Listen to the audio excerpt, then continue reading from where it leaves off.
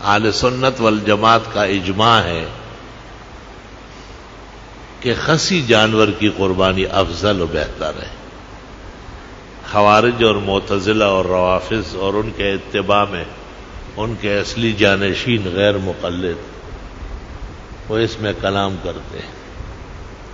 یہی ان کے ضال میں دل ہونے کے لیے کافی ہے.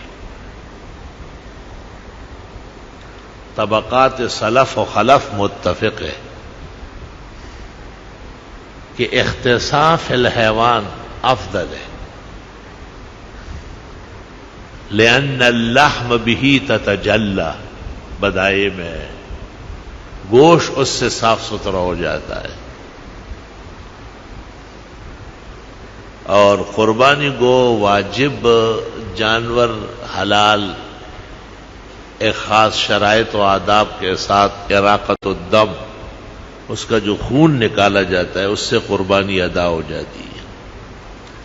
ثم یقسم لحمها اثلاثا، فقہاء کہتے ہیں گوشت کے 3 حصے سنت ہیں، ایک اپنے بال بچوں کے لیے، ایک رشتہ داروں کے لیے، ایک فقراء اور مساکین کے لیے.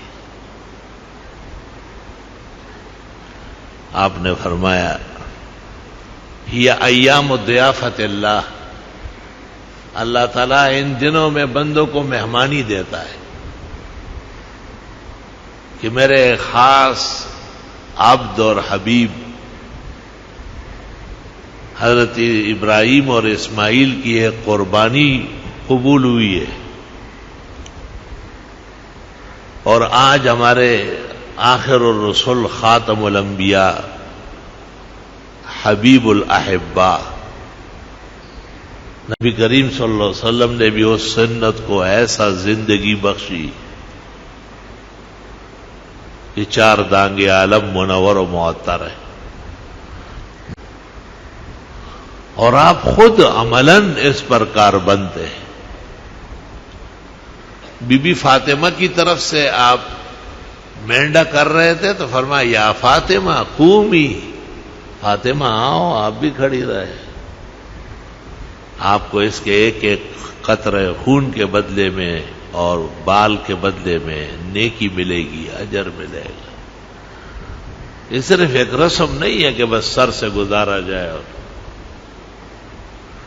یہ عبادات کی شان ہے، اللہ کی رضا کا ایک ساز و سامان ہے، انبیاء اور مرسلین کا یادگار عمل ہے، پسندیدہ عمل ہے.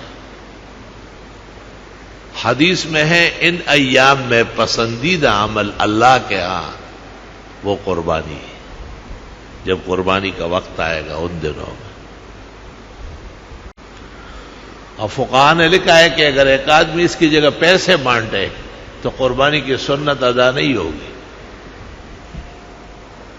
کہ بھئی میں نے لاکھوں روپے بانٹے، اس کا مستقل ثواب ہے، لیکن وہ قربانی کسی طرح بھی نہیں.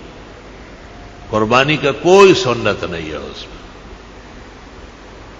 کوئی شخص فجر کی نماز نہ پڑھے اور اس کی جگہ مسجد بنا لے، کوئی جائز کہے وہ بھی اسلام سے نکل جائے گا.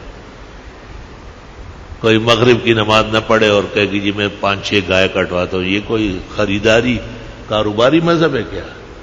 یہ تو امر و اعتصال الامر کا مذہب ہے.